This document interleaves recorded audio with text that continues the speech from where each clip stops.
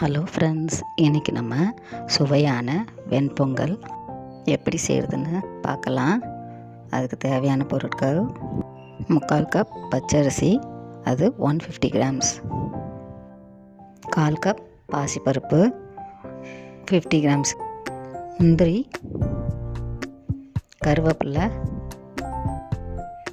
1 spoon மிளகு, 1 பச்சை மிளகாய், 1 துண்டு இஞ்சி, கொத்தமல்லி, 1 ஸ்பூன் சீரகம், உப்பு தேவையான அளவு, நெய் 1 டேபிள் ஸ்பூன், எண்ணெய் தேவையான அளவு, தண்ணி 5 டம்ளர், 1 லிட்டர் தண்ணி. இவ்வளோதாங்க வெண்பொங்கல் செய்கிறதுக்கு தேவையான பொருட்கள். வாங்க வெண்பொங்கல் எப்படி செய்கிறதுன்னு பார்க்கலாம். ஸ்டவ்வை ஆன் பண்ணிக்கலாம். பாத்திரத்தில் தண்ணி ஊற்றிக்கலாம்.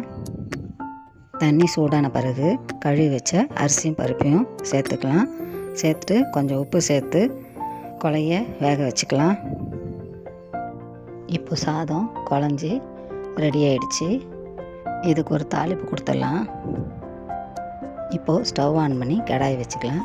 கடாயில் 1 டேபிள் ஸ்பூன் நெய்,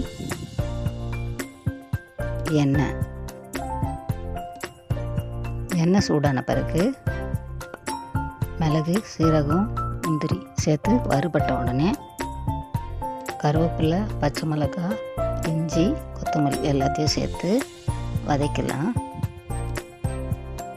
எல்லாம் வதங்கின பிறகு பெருங்காயத்தூள் சேர்த்து வதக்கலாம்.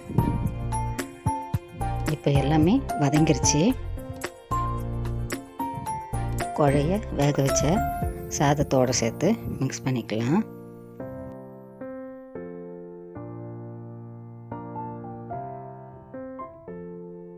இப்போது சுவையான வெண்பொங்கல் ரெடி ஆயிடுச்சு.